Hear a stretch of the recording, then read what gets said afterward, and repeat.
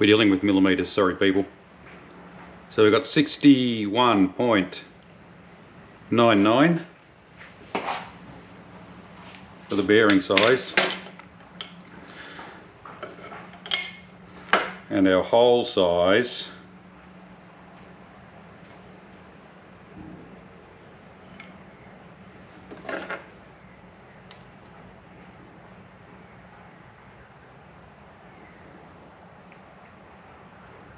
.11, so that's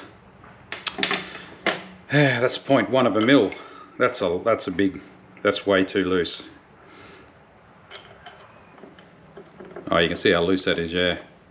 That's going to need a 2 thou, nearly a 3 thou shim. I think that'll work. I've got a nice piece of stainless here that's about 3 thou, 0.12 mil. We'll wrap that around there, we'll put it in there, we'll heat the whole thing up and we'll drop that bearing in. That's the theory.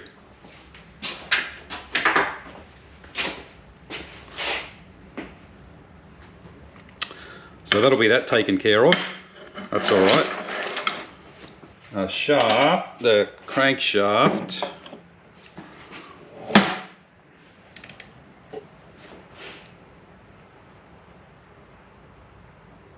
$29.97.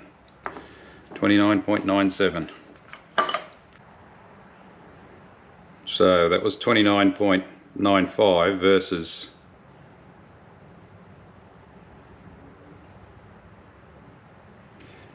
yeah,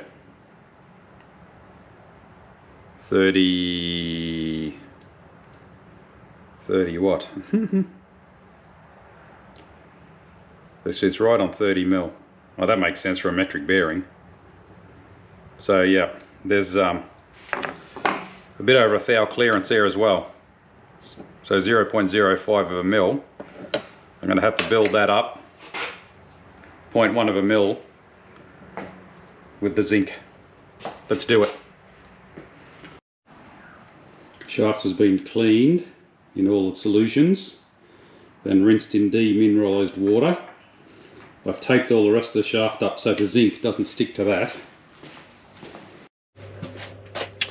Right, I've got to suspend the crankshaft so it is just beneath the fluid level. Oh, I don't want to drop the whole thing in there. Actually, come on. That will fit through there like that. And then hopefully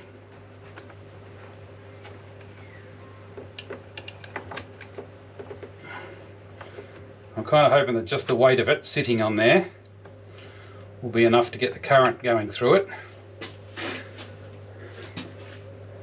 Okay, that level's still a bit low, but I'm going to top it up a little bit.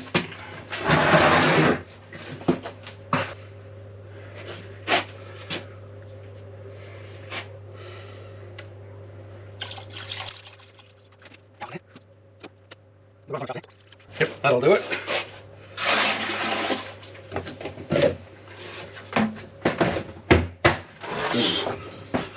Alright, we're ready to go. Zinc electrodes in.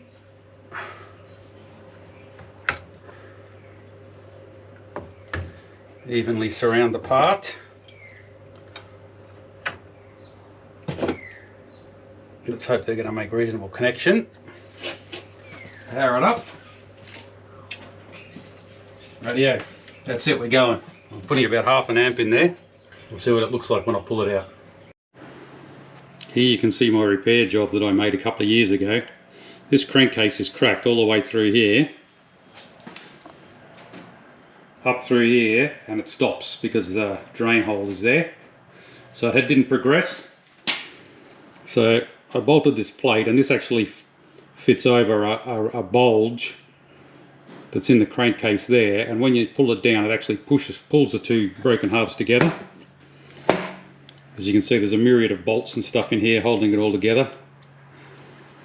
And the two cam bushings here have course were loose because it was cracked. Yeah, I did attempt to weld it, but it was a total fail. It's too much oil, too much scunge in it all. Anyway, it looks like that repair is holding up pretty well. I'm pretty pleased with that. You can see there, I don't know if you can see that, but it's all paper thin, all that.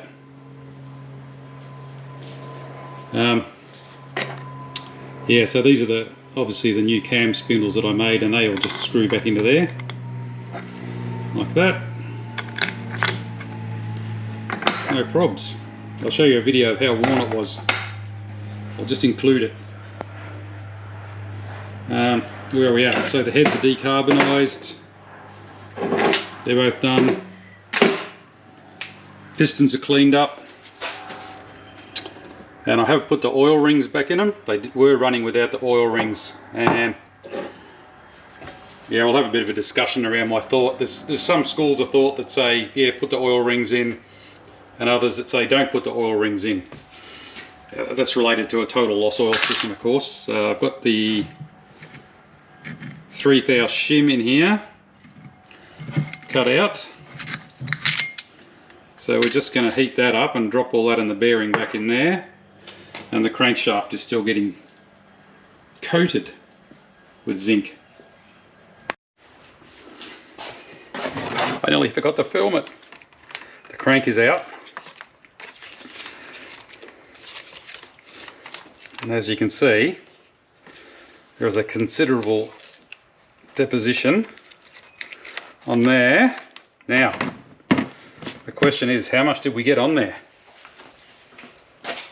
So, the internal bearing dimension was 30 mil exactly.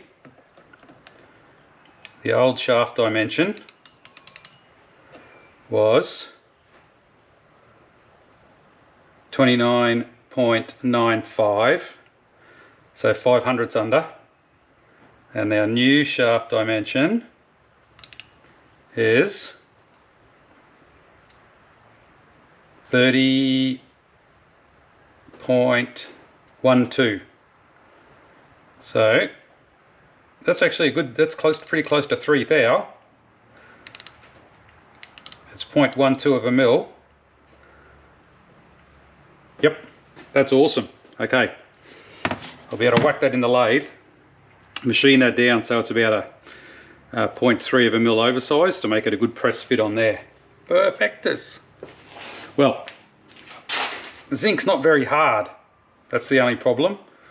We'll see what the longevity it is going to be. You can see a little bit's going on the crank there, so I'll whack that in the lathe and I'll just face that little bit there off as well. So far so good. Right, so we've got our crankshaft mounted in the lathe. Unfortunately, the centre in the end of this one here is way out, so I can't turn it. So I'm just going to hit it with a bit of emery tape till I get it down to the right size. The middle of that is exactly 30 mil, and at the moment this is 30.11. And for a moderate transition fit, I only want it to be 0.03 of a mil over, or around about 1 thou, bigger than the size of this bearing. So we've got to take a little bit off this. We'll see how we go with it.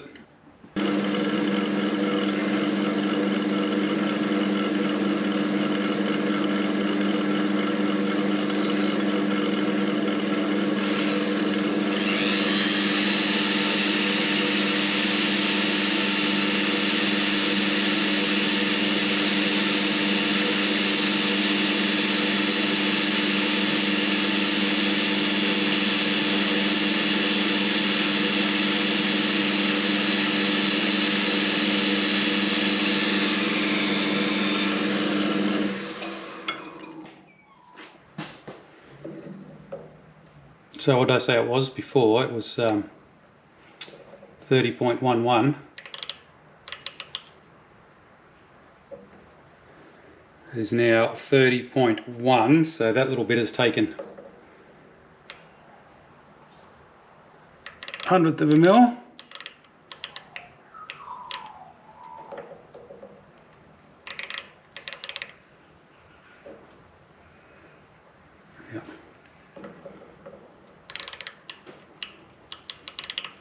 I'm not expecting extreme accuracy here.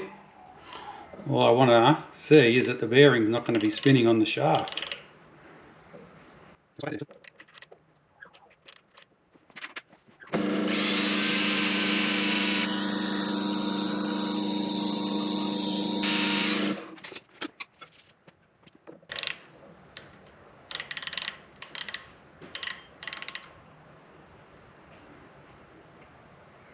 $30.7 now.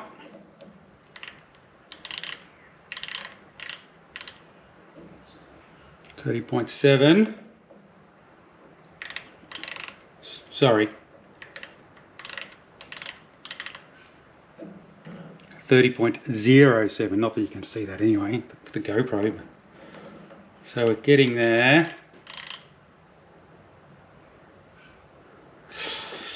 30.7. I wonder if I should go to a finer. I've only got to take now, what, 30.7. I've only got to take 0.4 off it now. Sorry, 0.4. Okay, we've transitioned up to a bit of 600 grit.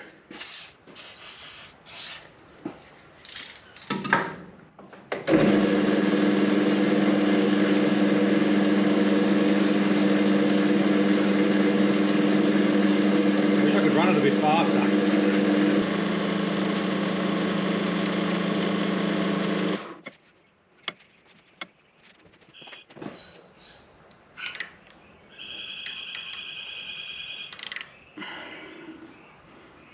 $30.035. I reckon I'm going to leave it at that. Rightio. Here we go. There's no way that bearing will drop in there. I was thinking about maybe try to press it in, but I'm just a bit worried about cracking the casting, of course. So we're going to chuck some heat on it.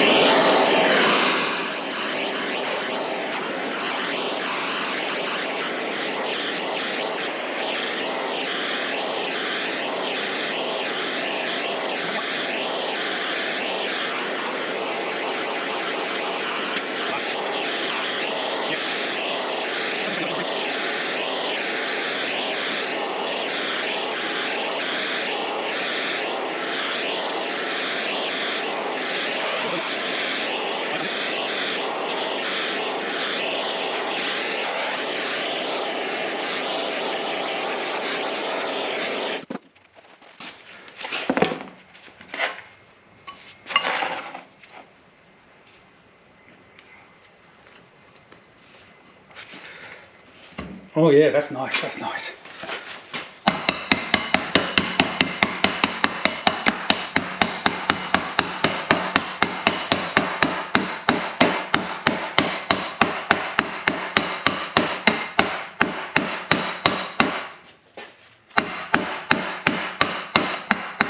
I know, it's a bit tough.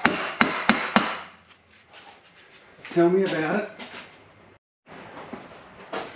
Alright, we got all the goo on there ready to go. Now we just can't put this on here and tappity tap it around, because if you do, it will squash the crankshaft together.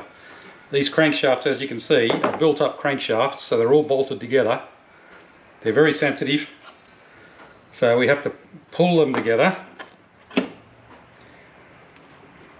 Alright, everything I think is around the right way and looking good.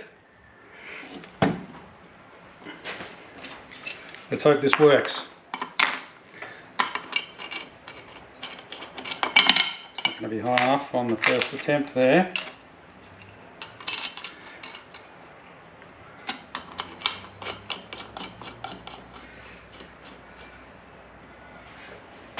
Oh, hey, where's my socket in that?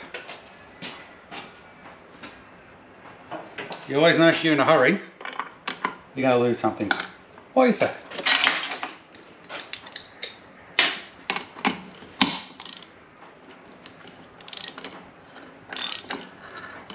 Oh, that's not what we want happening.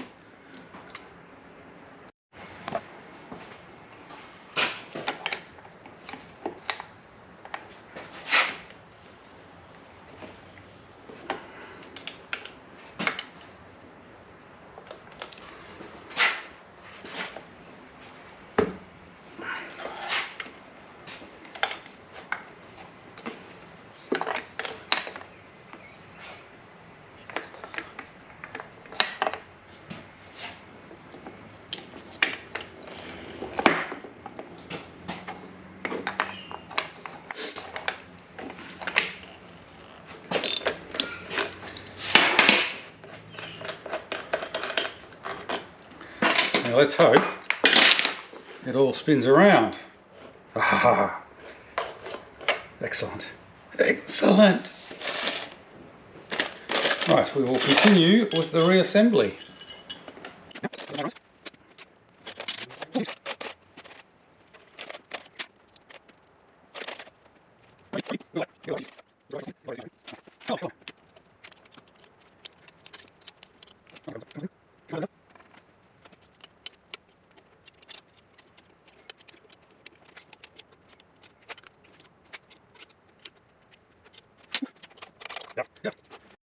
I'll just show you a few of the clutch bits and pieces before I chuck it back together. There's your flywheel, directly driven from the motor. Then you've got your moving clutch plate. So this is the one that's held out by the springs, and when you engage the clutch it pushes that down. And you've got your friction plate, sits on top of that with some rollers in there. And then you've got your top clutch plate sits on there. So that friction plate gets sandwiched between those two bits. It's very, very similar to a car clutch, really. Way more similar to a car clutch than a modern motorcycle clutch. That's how she works. I'll put it all back together. Oh, it's the next day again. Well, time goes quick, eh? I'm going to put the pistons back on. That's the rear. I did put a little F on the front of that, on that one, just to remind me which way around they go. Now, inlet's got to go to the top. That's the front piston.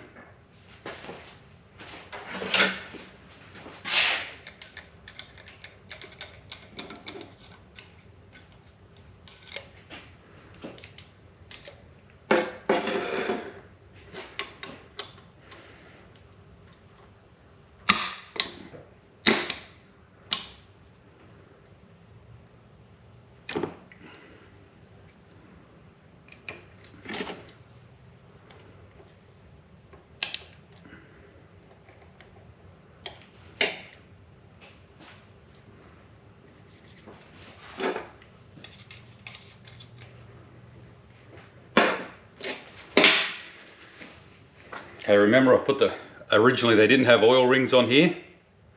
So I've put the oil rings back in, and we'll discuss my thinking on that later. Whether it's a good thing or a bad thing, I'm not sure yet.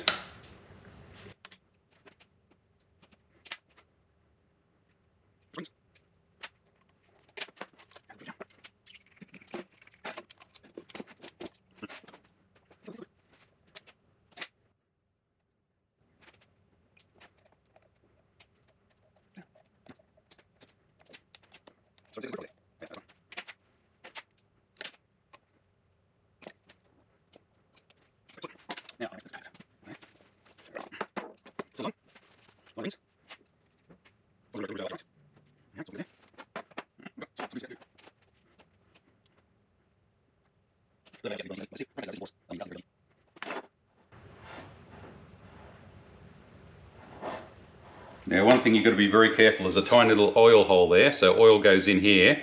Some drips down straight on the piston, but some comes out this little hole. Be careful not to get any silastic around that. Well, you've got to get some around it, but you don't want it to squash in there and block that hole.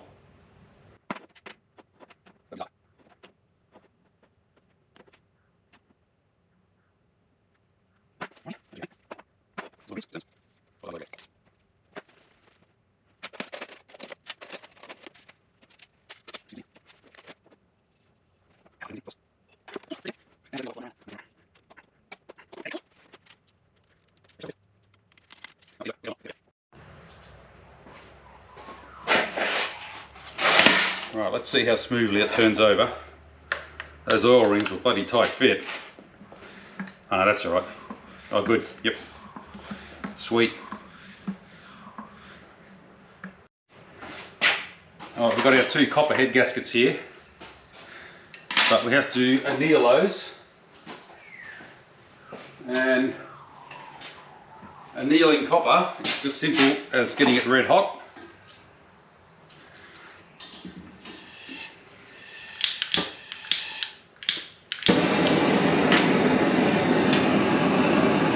Heat them up till they're red hot. You can quench them if you want, or you can just let them cool down naturally.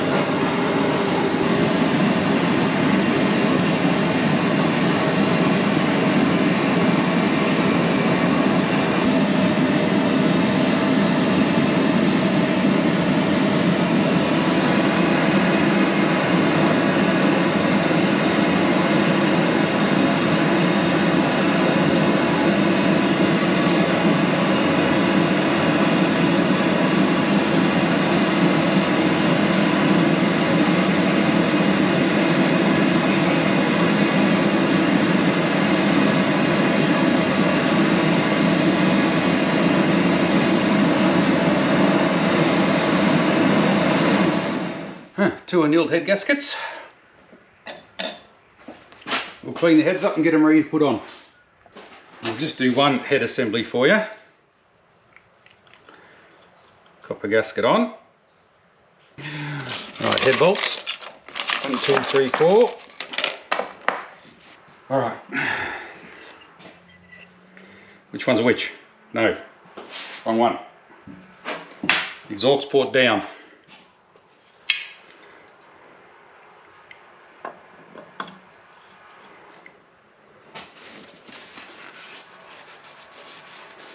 Clean the mating surfaces.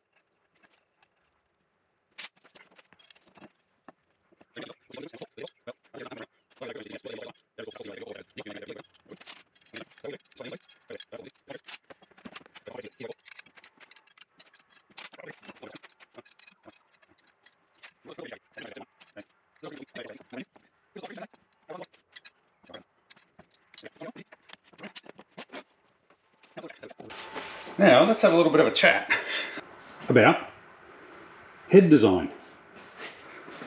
So modern day motorcycle engines, well, any modern day car engines, diesel, petrol, whatever, the inlet valves are always the biggest valves, always.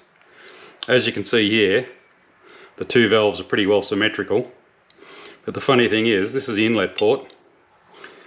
You can see, well, the 175cc pots. It's pretty big. It's a decent size inlet port, really. But the exhaust port is much bigger, because back in the day there was a belief that you had to get the exhaust gas out to get power.